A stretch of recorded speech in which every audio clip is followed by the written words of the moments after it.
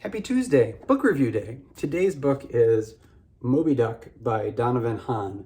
And this book was actually sent to me in the mail by my friend Heidi.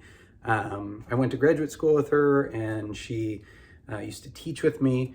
And anyway, she saw the book and thought of me. And I remember reading the story of the 28,000 ducks lost at sea, but I didn't know that somebody had actually written a book about it. So anyway, she sent it to me and I read it. And if you have suggestions for me, by all means, I'm always looking for a good read and I'll be happy to review them. But this book is, I would imagine if I had infinite funds and time, the kind of book I would probably produce, because basically what Hohn does is he goes adventuring. He goes looking for these ducks to try to figure out what happened with them all. And it takes them to the Northern Passage, it takes them to Hawaii, it takes them all over the world. And it's fascinating. I mean, it's a kind of a story about environmentalism and the groups that clean up our coasts and our waters.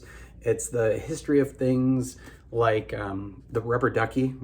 Why on earth did somebody develop this to look like a duck when that does not look like a duck? If you've ever seen a yellow duck before, I'd be interested to see those photos. He talks about other things that we kind of take for granted, like how water gyres work, and why things like the Great Garbage Patches form, and then sometimes stuff just washes up at sea. Why does some things perpetually float out in the ocean and others, end up on beaches?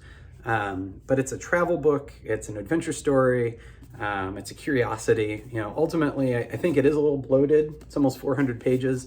The story of the actual ducks, if you pulled all those out, is probably 100 pages of that, maybe 150.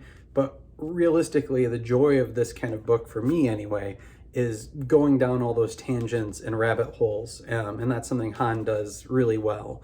So if you're into curiosities and rabbit holes, then by all means, this is definitely the book for you.